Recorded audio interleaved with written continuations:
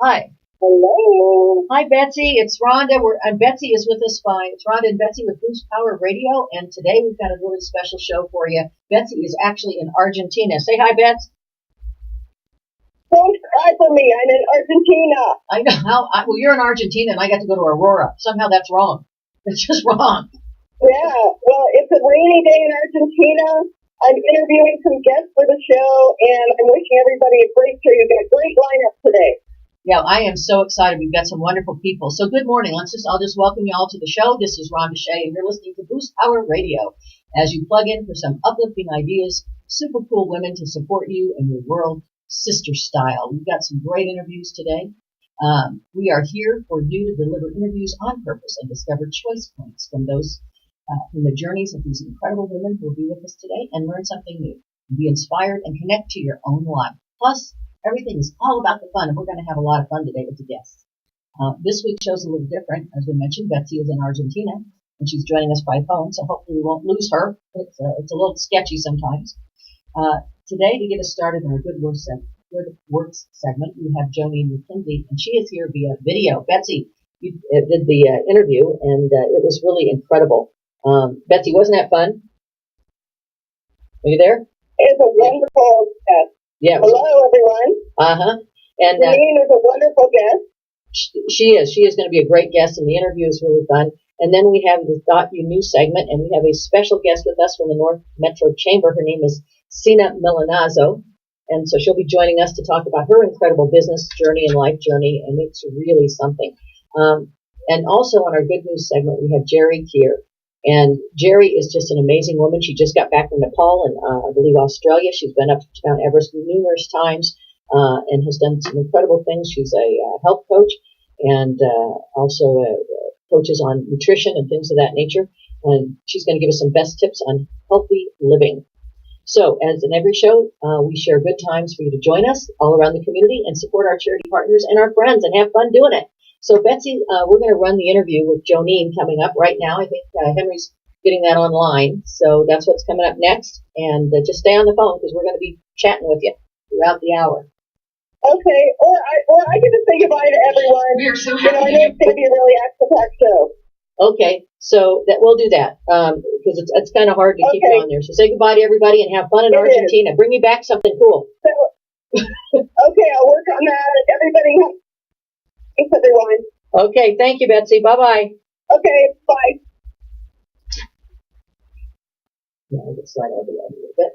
Okay, now our first remote broadcast for Boost Power Radio with the amazing Janine McKenzie, back from her national travels, out taking the good news about relationships and just healthy skills to help the world work. Janine, welcome to Boost Power Radio. Thanks so much. It's nice to be here. Today, we are in front of probably 70,000+ people, so we're so happy to just get to know you a little bit and some of your. Rhonda and I just have some general questions. So let's, tell everybody a little bit about your background. I know you're a nurse. I know you took a proactive stand in education. So give them the thumbnail of who the heck is Janine McKenzie? Well, thanks for having me, Betsy and Rhonda. I'm so excited to be here. About 25 years ago, I was PTA president in Evergreen, Colorado, and my 7th grade son, I have 4 children, and my 7th grade son brought a permission slip home to learn about his body in science class, and I thought, that's odd. Why would you need a permission slip to learn about your body? Isn't that when you learn about your body is in science class? So what I did was I went to go see what they were teaching, and it was reproductive science, but it was reproductive body parts, and then contraception. And I said, I think you're missing a piece. How do you get from body parts to contraception? So the teacher said that they've been teaching this forever, and I started looking into it. And I said, I'm going to be a problem solver rather than just a whiner. And I thought, how could I create some relationship skills and some things to add to that piece that he was teaching? But I brought together a bunch of young people that I was teaching Red Cross babysitting and CPR, because as a nurse, I was doing some classes on enrichment, and I brought them all together with the permission of their parents. And I asked them, what do you guys want to know about sex? And some of them almost swallowed their tongue because adults don't ask kids what they want to know. And all of the questions about relationships. But that was in 1991, 92, and there was no Google back then. And I had to go to library, to bookstore, to library, to bookstore to find the answers to these incredible relationship questions like how far is too far, how will I know I'm in love, does anybody ever stay together anymore? And I was getting frustrated. And then somebody told me that there's a repository of research at the University of Denver Center for Marital and Family Studies. And I said, there's research about this? Are you serious? So I parked myself at the University of Denver. I got to know some of the professors over there. I befriended them, and I said, I need 5 skills to learn about friendship. And then I need 5 skills to learn about romance. And I need 5 skills to learn about relationships in the workplace. And lo and behold, I went back to teaching this in the school because the teachers allowed me to teach it. The parents loved it. They brought in the Denver Post. They did a cover story on it. And within a year, I was in 40 schools. And then I realized I hit a nerve, something was missing, and I took a loan out, and I brought together a bunch of experts, people who know about child pedagogy, how kids learn, and we embarked on this relationship curriculum. And now we have 11 curricula working with all ages and stages of relationship. And it has been very exciting to train teachers and people across the country to do this in their communities, because don't we need to learn how to love well in this country? Wow. Okay, and let's see, I got up and took a shower. Yeah. What about you? What do you got, Rhonda? Nothing. I got nothing. Okay, Janine's got teaching the world about I do relationships. have one guy that I've loved for a lot of years. Yeah. How many years have you been married, Rhonda? 30, almost 37. But we've known each other for over 40. Okay, Janine, Well, what about you? That's an accomplishment. Well, 37 years. that's an accomplishment. And you know what? I would have loved to have been married 37 years. In Sometimes. fact, yes.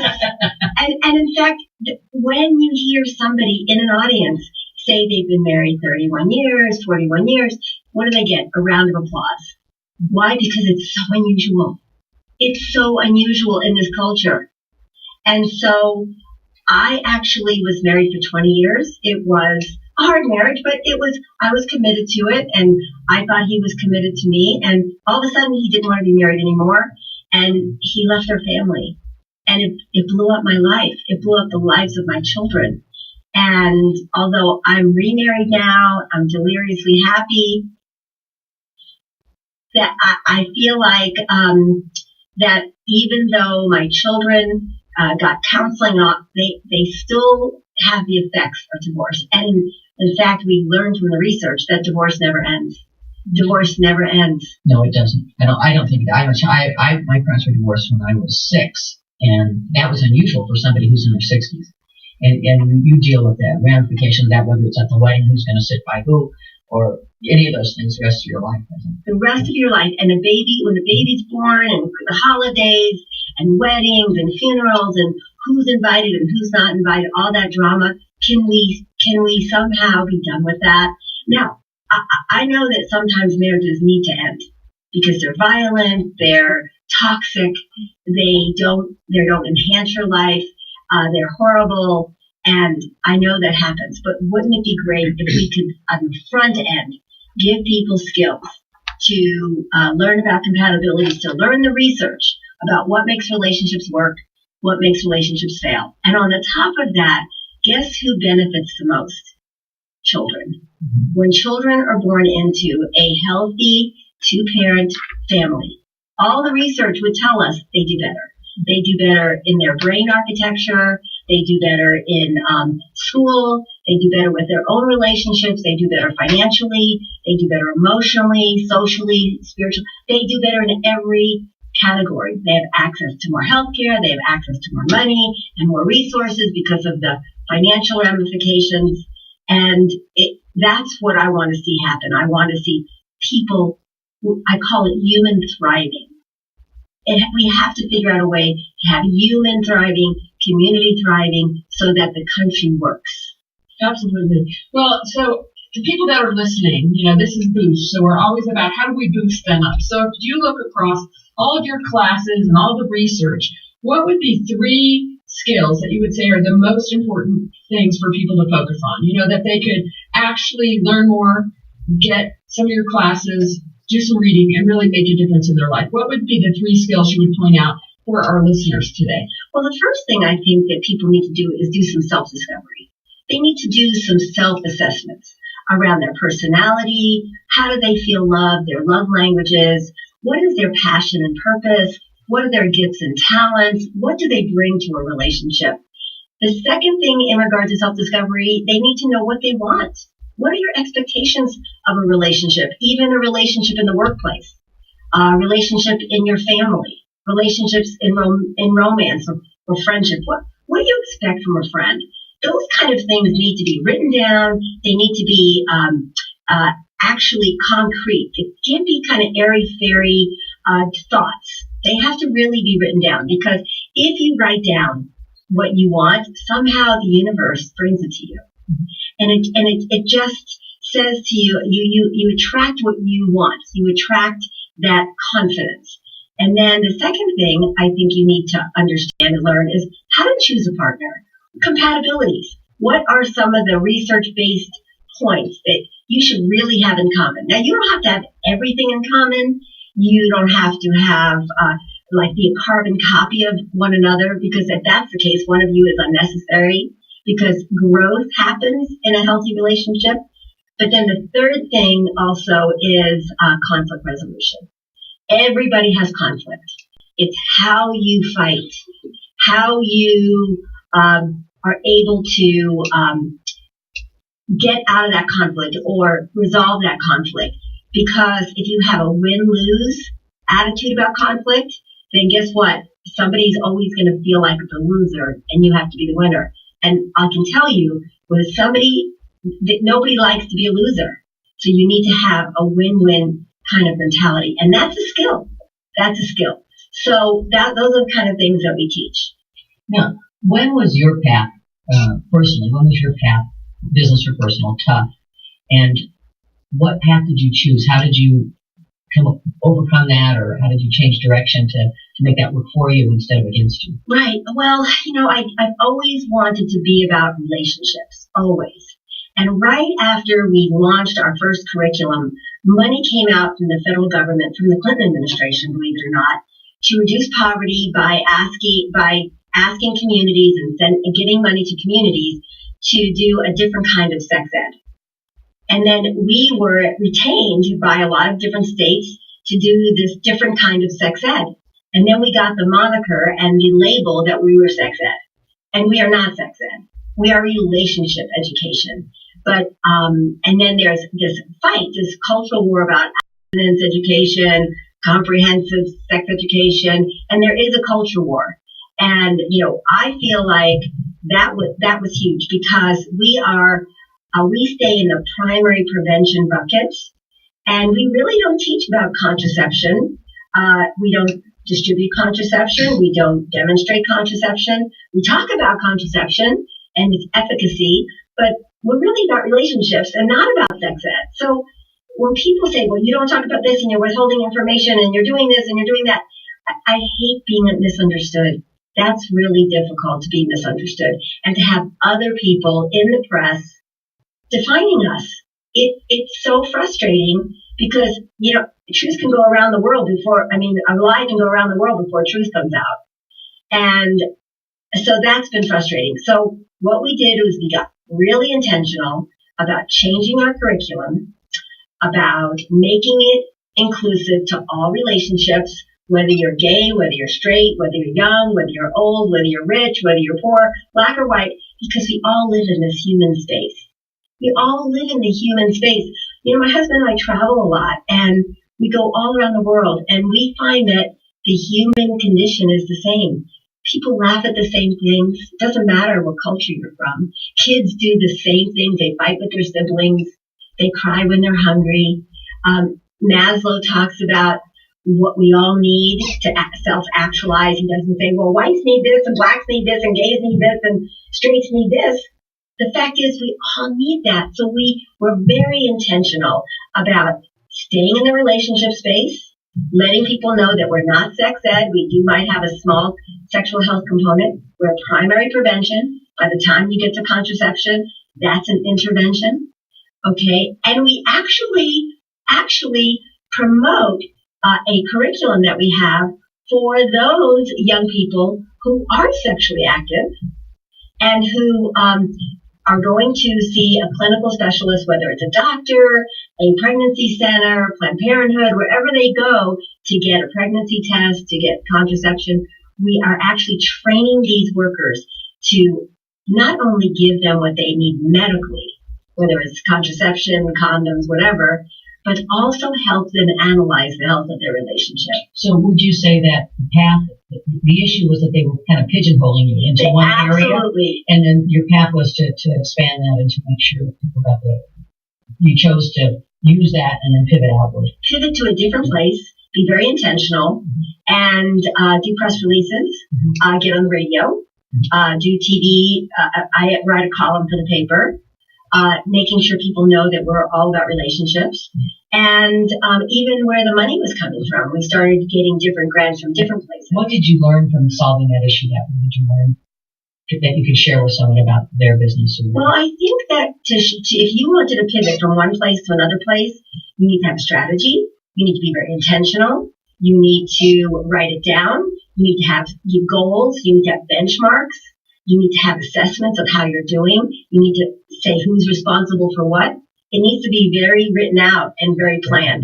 Mm-hmm. Absolutely. Well, we like to do a global statement for women because people are listening and they're, in their car, they're on their podcast. So if you were just speaking into the hearts and minds of our listeners, what would be kind of your global statement to boost them up in their own career, their own life, their own relationships? What would you say to them? Well, first of all, this is your relationships matter. They matter to your health. They matter to your overall wellness, your sense of well-being, and your finances. They matter to your children. They matter to your family. They matter to who you work with. And so you need to know that relationships just don't happen. They work by feeling. They don't work by feelings. They work by intentionality and behavior. And we have been doing relationships by feelings. Oh, I love this person. I fell in love. Guess what? What's so great about falling? It shows that. I think that's your global statement. What's so great about falling?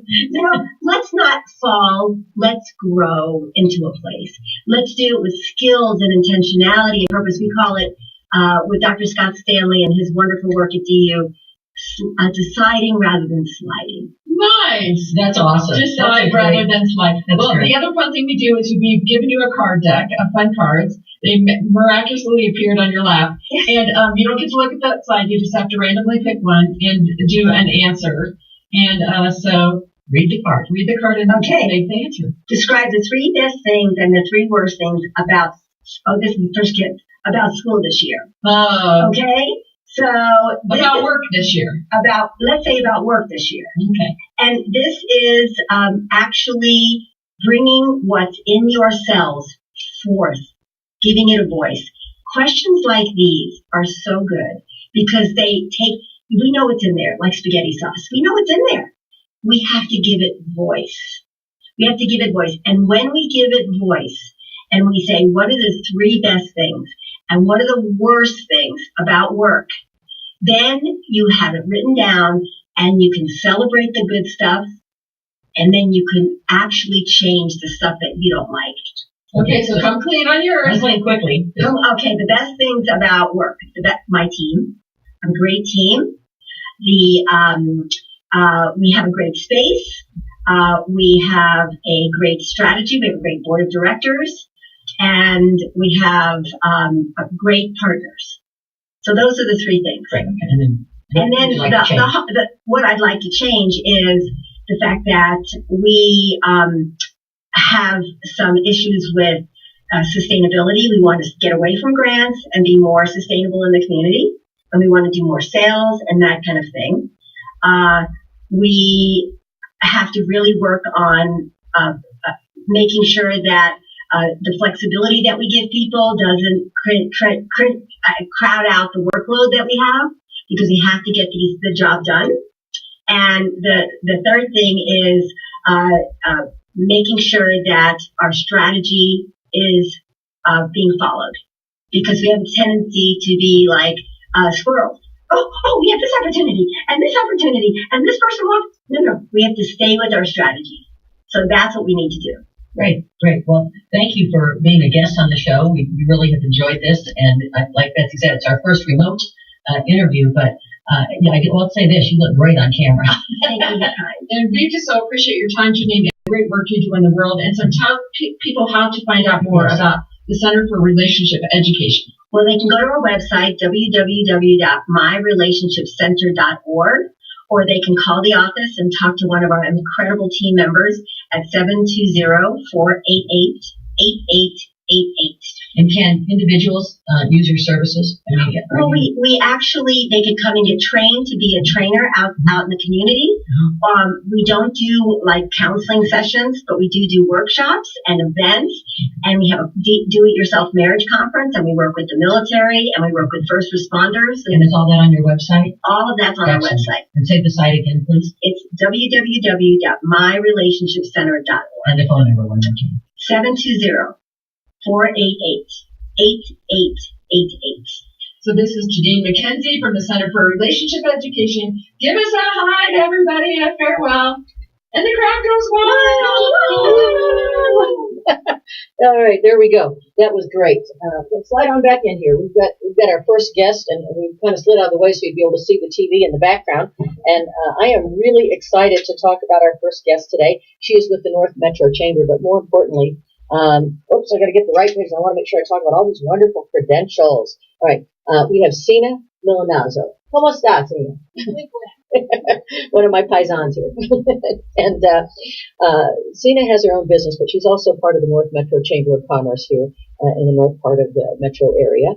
And some of the things that she did, well, first of all, Sina has several businesses, and we're going to talk about them. Most of them are not typically female-oriented businesses either. Isn't that correct? That's right. And she's into succession planning. It's not a hobby. It's what makes a business sellable and marketable. And you're absolutely right. If it can't sustain beyond you, you can't sell. Mm-hmm. And that's the goal eventually, is to retire, right? That's right. Pass it on. That's right. And then networking. She's been working with the North Metro Chamber in Bloomfield and Longland area. And she's also, her primary business is Liberty Communications, which is a telecom business. She is part of a roofing company and a chemical company. So we're going to talk about how she got involved in those things, how she built them into a success, because it really is a true rags to riches, I think, right? Yes, it is. Yeah. So, Sina, welcome. Thank you. So, tell us a little bit about your businesses. So, with Liberty Communications, we are 13 years old, and we started as a cable company, just installing low voltage. About 7 years ago, I brought on telephone systems, and we've grown from $100,000 a year to $1.3 million. Wow. That's great. And did you have a background in that? Like, how did you get involved in it?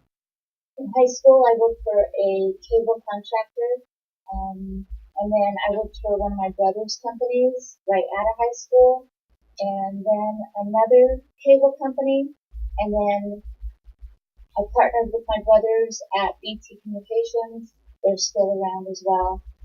That company split up a little bit. And then now I'm with Liberty.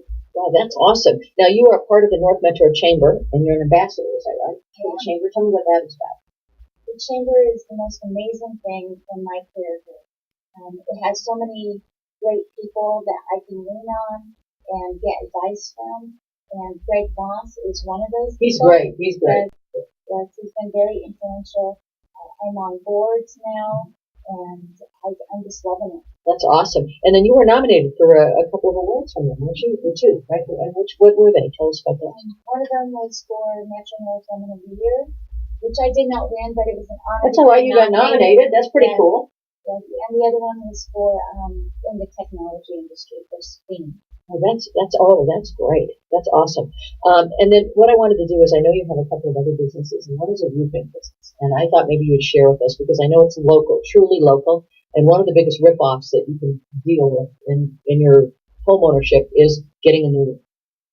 Because so many people come in, they buy a name from a company that's been here forever, and they claim to be local, and they are actually not, and you'll never see them again. So share the name of your company. Tell us a little bit about the roofing business. It's Independence Roofing and Exterior, and we've been in business for 7 years. And it's my best friends who are my family as well. So all of these businesses I have are family owned and operated. And we just go out and we're repair experts and we do rebuilds and we do it right.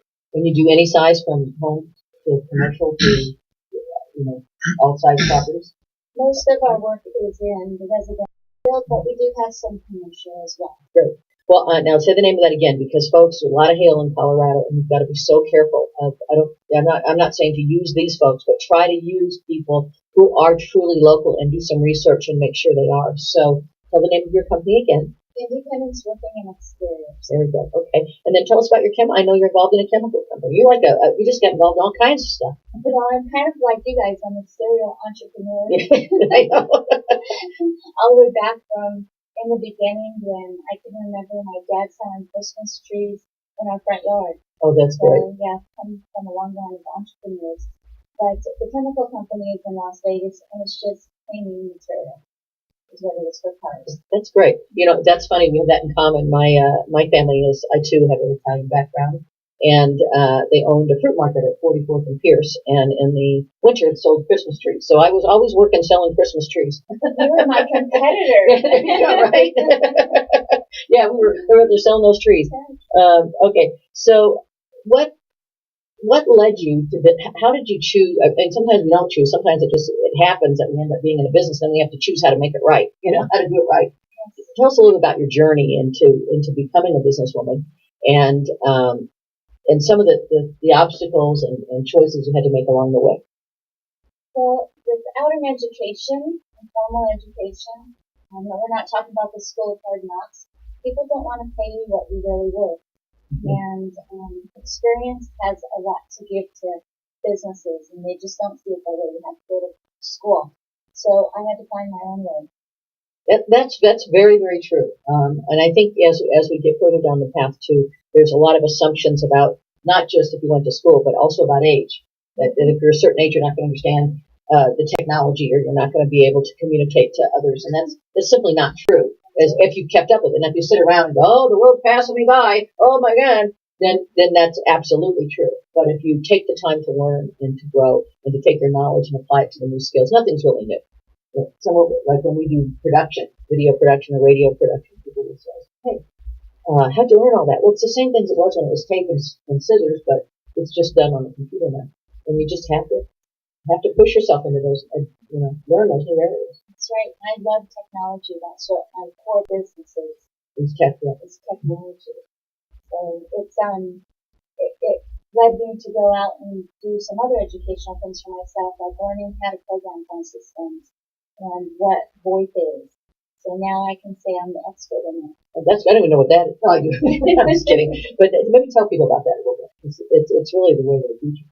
Yes. So phone lines are going to be going away in the near future, the way we know them today, and most everything is going to go to VoIP in the cloud. It's less expensive for the providers to deliver that service to us by being in the cloud. So if you haven't embraced it, I would urge you to embrace it and pick a partner that's going to help you with it. Great. And guide you. All right, so let's do this here. I want to say one little fact about you, and then we're going to talk about your global statement for people. And do you have the cards? I'm going to ask Megan. That's our assistant. Do you have the cards? Oh, we don't have them today. Okay. So I'll just ask you a question. I'll pretend. Okay. So anyway, Sina is a gourmet glamping chef. That's a fact that I know about her. And some of her well-known dishes are bacon wrapped scallops, brie cheese s'mores. That sounds wonderful. Oh my God. How do you make those? You have brie cheese and a compote made out of blackberries, graham crackers, and dark chocolate. Oh my God, that's just. Oh, you're coming back and you're bringing those. Happy hour pizza and strawberry margaritas. Okay, that's good. All right, she's my new best friend. A strawberry margarita and a brie cheese some more. That's it. I'm in. The other thing I want to do is when your path was tough, and I think you mentioned this briefly, but we have to kind of wrap it up quickly. What did you learn? What would be your global statement about what you've learned and how to build yourself into a business? Because it went from a small business to a business that's over $1 million, right? Yes. I would say don't treat it as a hobby. You're in it till the end, and surround yourself with people who have your vision, are mentors and visionaries, and also just go for it. I think that's great advice. I think a lot of times people do get kind of put one toe in the water and like jump right in. I think that's great and go for the whole thing. Right? Go for broke. That's awesome. Well, we don't have a card today, so I guess I'm just going to have to think of some girlfriend question to ask you. Okay, I'm scared. Oh my God. Okay, let's see. Who? You don't have to say their last name, but who was your first date and what did you do? Where did you go? It was Gail, and went to Smokers, which is boxing. Oh, High school boxing. high school boxing. There you go. I didn't expect that. I was waiting for movie, roller skating rink, boxing. That's great. Well, we really appreciate you being with us today. And coming up next, we have another incredible woman, Jerry Keir, who is going to be coming up and talking to us about her recent trip to Nepal and Mount Everest, as well as her business, which she is a coach and an energy specialist and stress management person, and she is just woman extraordinary. And thank you so much, Zena. We appreciate you being here today. You are just an awesome example of a great female business. Thank you. And we're going to bring Jerry in here in just a couple of minutes. And what I'm going to do is, while we're getting Jerry into the studio, I'm going to talk to you a little bit about her. The topics are nutrition, mobility, and of course, Nepal, which is one of my dreams to go to Mount Everest. Have you done that? Hi, Jerry. Hello, Rhonda. Good to be I here. know, it's good to see you. Jerry and I know each other, so this is a somewhat easy interview, and I've seen her presentation on many of her topics, and they're always wonderful. Today, I thought we'd mention a little bit about enzymes, how important digestive enzymes are, and some proper food, and the mobility. I love this statement: mobility is the currency of life, because we do lose geography as we get older. Yes, yes, you do. Yes, you can. But it's not necessarily something you have to deal with. But yeah, you can lose geography, but you can always regain it back. That's important, because that's what someone says. What do you lose when you get old? I said, well, you lose geography. First it's like, well, I don't want to travel this far, and then it's I can't do this, I can't ski, or I can't, and pretty soon it's like, well, I don't want to drive at night. And all of a sudden you start getting smaller and smaller until you can find one of those little nursing home rooms. Yeah, no. So we don't want that. No, we don't want that, because when you're walking along and all of a sudden you start looking where your feet are because you're not sure that you're safely moving through your 3D world, that's a problem because you're getting ready for the walker. Oh, yeah. No, we don't want to go there. Yep. So yeah, you can always regain back. And you've had 16 years in this field, right? Of nutrition and bringing hope and changing clients back to being healthy and fit and being able to be their best self. Yes, I have 16 and a half years I have been doing this, after my first career ended. And that was a photographer. I was a photographer and had a tremor so bad I had to walk away from that career, sold that business, had no idea what I was going to do in my life, and so it was very scary to make that big transition, but my body broke down and I healed my body through food, and so that's how the transition happened, and that's how it was a reality, though, very scary. $250,000 a year to unemployed at the stroke of a pen. Oh my God. And how many people can become unemployed when their body breaks down? Yeah, and that's pretty so broke down because of not proper eating and proper care of my body, and didn't realize that how important it was. My most important piece of equipment was my body, and I was running it like a machine that broke down. I think we can all. I think a lot of us who are out there and doing all kinds of things active can do that. We can run our body into the ground. I did that. I think that's why I got cancer. I wasn't paying attention to it. It was like the body said, when your body says, "Hey, stop! What are you doing? Guess what? We're going to put you horizontal." Yeah, that's it. Yeah. You're going to figure it out, girl, or not. Or not. Right, exactly. And I know that you help people figure that out. So tell me what this ZYTO body scanner is. The Zyto scanner is Zyto scanner. It scans 172 points on the body, and so it's like an internal body map. So within 5 minutes, we get everything charted out on what's happening in the organ systems, the acupuncture points, the spine, and the teeth, and it's all connected together. And then we can map it all out to see: is it a structural situation? Is it a nutrition situation? Is it an emotional? And so then that's one test that I do of many tests that I do to determine where to start to put a specific plan together for each client because everybody's very unique. So all of the plans that you do for clients are customized? Oh yes. And you do this Zyto scanning in your office? Is that correct? Yeah. Wow, that's really cool. I didn't realize that. Yep. And what types of things, and teeth, you said teeth, that's interesting. Yeah, because the teeth, emotions are connected to the teeth, all organ systems are connected to the teeth. And so, yeah, you can connect it all together. So, no, I didn't know that. I mean, I knew that the heart issues like that. No, your teeth health, your mouth health, oh my gosh, it is the most critical and important because if your teeth aren't really healthy, you can't actually chew your food enough to get enough saliva mixed in it so that you're going to digest it properly. No, dental health is absolutely. Well, and we had the CEO from Delta Dental on who was saying that, but now I understand even more. That's incredible. Yeah, okay. Definitely. Now, in the last few months, you have taken part in Z Health mobility training, and you've enrolled in a master training program. Yes, that is correct. And then I want you to talk about Nepal a little bit. Okay, sure. Absolutely. Start with this, and then we'll go into that. Okay, so Z Health is mobility training, and so Dr. Eric Cobb, started the whole training process. He was a chiropractor, and he decided to start working with some elite athletes on their mobility and moving. And he determined then, after a few years, why should athletes only be the ones have access to this proper moving? And so he went and started working with regular practitioners, not just with personal trainers. And so other practitioners can now take part. And I'm in the master's program, so I'll become a master Z Health trainer and just helping people to move. Because if you are a grandparent on the floor with your grandchildren, you're an athlete. Yeah, that's true. And you got to be moving, and you got to be able to, because the grandparents are kind of picking up more grandchildren in situations more now than ever. And so they need to be able to pick them up and care for them. And Colorado's an active state. I mean, we have tons of people that I go seeing on group day at Loveland, and there's like everybody up there is like, I'm like young at 62. I mean, it's like there's 80-year-olds, and they're just like kicking butt going down the hill. They are. You know? Yeah. This is and if you want to still do that, you know, when says, "Oh, you're still skiing," I'm like, "You darn right I am." Absolutely. Because you can't stop. No. And age is a really bad excuse for stopping.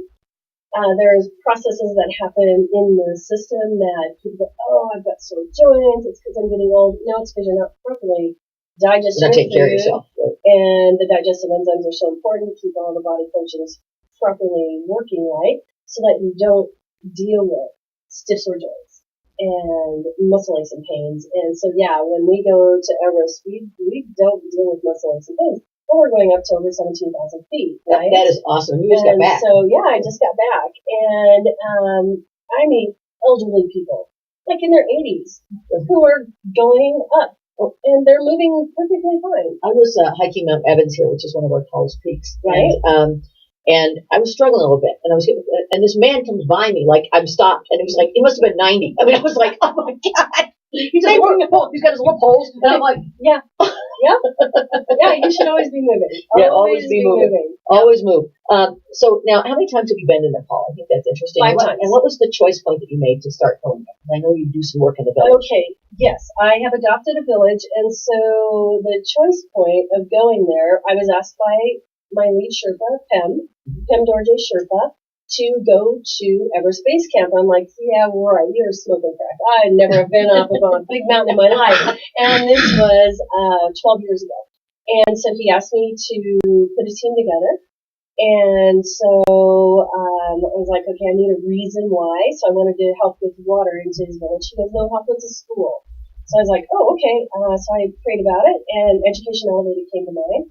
So boom, I went, got the domain name, and, doors just started opening. And when doors open easily, you're on the right path. So the nutrition was the right path because through healing my body, I was actually healthy enough because when I sold my photography studio, there's no way I could have gone to Everest. No way. I was not healthy enough. But healing my body through food and being healthy then opened that doorway to even have the opportunity to go to Nepal and Mount Everest. Just to the base camp. We don't hike it. We don't do the big mountain. But anyway, he asked me to go, and then we started the nonprofit, and so I've adopted his village. and it just keeps leading into the next bigger thing and bigger thing within this village. Now, you said you made your last trip up to the base camp, to the base camp, right? Yes, but not to the village. You're going back to the village. Probably not, which will be very disheartening for my husband to hear that probably. We all get kumbuka when we go to Everest Base Camp because of the fine granite, and we're breathing it and it gets stuck in our lungs, and it takes 2 to 6 weeks to clean out. So that's a little tough. But 5 trips up to Everest Base Camp, and now I'll still be going back to that. Is a dream of mine to go to the base camp. I know I could never do beyond that, but the base camp would be. It's 17,400 feet, 500 feet. Right. Yeah. Right. That's not bad. Yeah. I can do 14, so maybe I can get 3,000 more. Oh, yeah. You can totally get 3,000 more. Well, if you go back to the village, I would like to go and help you with the school, if nothing else. Excellent. Because our next big project, we have a hostel where girls that live 1 to 3 hours away, the parents don't allow them to go to school, so they are housed there at the village. So Right. they move into the hostel. We call it a hostel. It's a housing, and we need to build them a new house that's more appropriate for them to be living in. And so we kind of did a dry run for 2 years. It's working out. So now we spotted the land where we're going to build, and next fundraiser is going to be raising money. Well, I would like to be a part of that and at least make a donation. If I don't have a lot of money, but I'd like to make at least a small one. And I would love to save some money to go with you because I just think that's a bucket list of mine. And I don't want to go do something like that and not leave behind a better footprint than when I went there. Right. Yeah. Exactly. Always making a change wherever you go. Mm-hmm. Like you said, leave a better footprint. Yeah, that's why we're here on this earth. It is, and helping each other. Yep. Jerry, a couple of real quick questions, then we're going to wrap up your interview, and I'm going to show a video coming up right after this, and that video is Betsy and I on the town shopping at Goodwill. We had a blast. Nice. Yeah, we had a blast. And we found some really cool stuff, too. I won't spoil the video, but we found some stuff that was like, what? It's how much? And it's worth how much? Oh, yeah. So anyway, Jerry, I think we learned about your choice point, which was the fact your health kind of pushed you this direction. Yep. What is your global statement to women who need to make a change, want to make a change, or maybe they're sitting there thinking, gee, I've let myself get old and I can't get off the couch, or I'm making my world get smaller, whether that's with people in your life or whether that's with, health issues or mobility issues, but we tend to get this way when we get older, and really we should be doing this. Right. And what is your global statement? Always live beyond what you think, and if you're not being stretched and challenged, then you really need to kind of step back and really take a look at what you're doing. Like before I watch a new TV program or read a book, I always ask myself, how will this change my life tomorrow? Okay, if it's really not going to change my life tomorrow, I just don't engage. That's actually a really good point. It's like, why? Because it's a wasted time, because the only non-recoverable thing you have in life is time. And so you can't ever get time back. You can get money back, you can get a business back, jobs, whatever. That's just stuff, but you can't get time back. So really ask yourself, what are you doing with your time? And then when something's laid on your heart or you have a dream, just go for it, because the right people are going to guide you. And when the doors start opening easily, that's when you know you're going down the right path.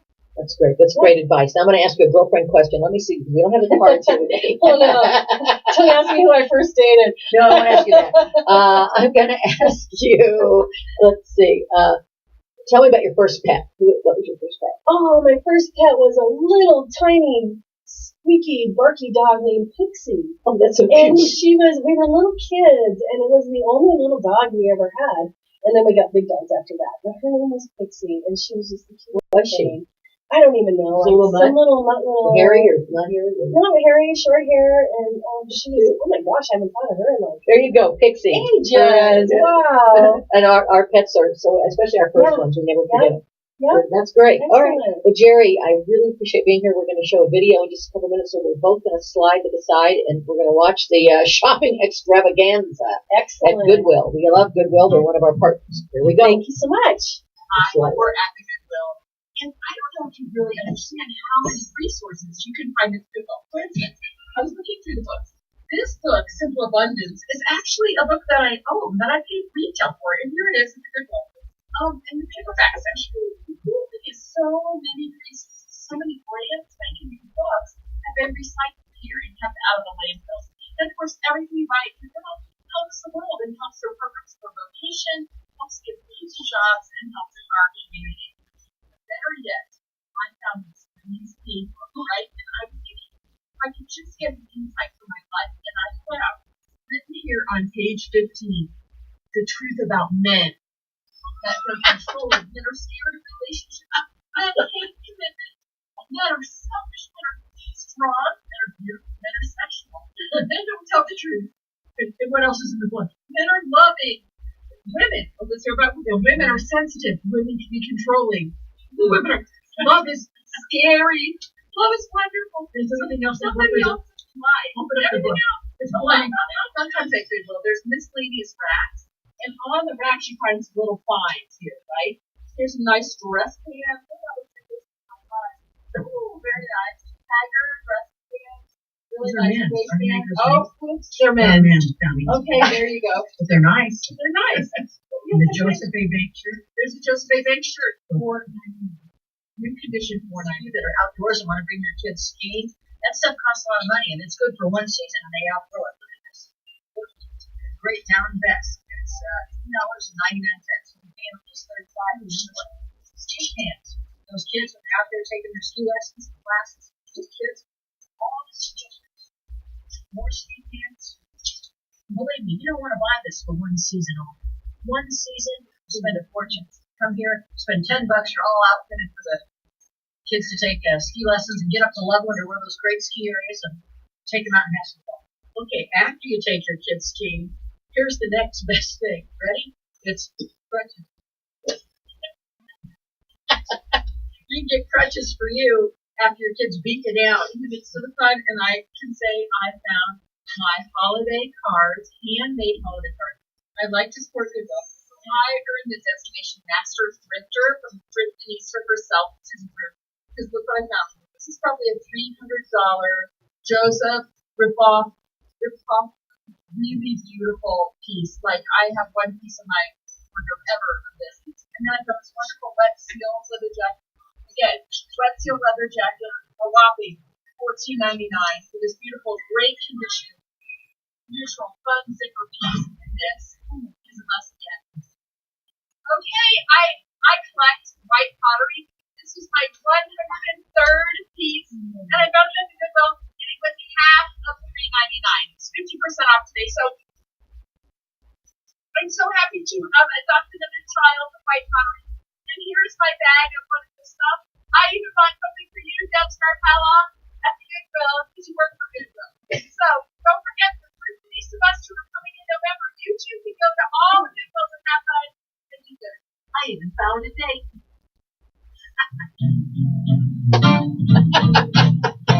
They're back in. That was our trip to Goodwill. Betsy and I had a great time. Hey, we're going to talk about the recap today. Today's show was just amazing.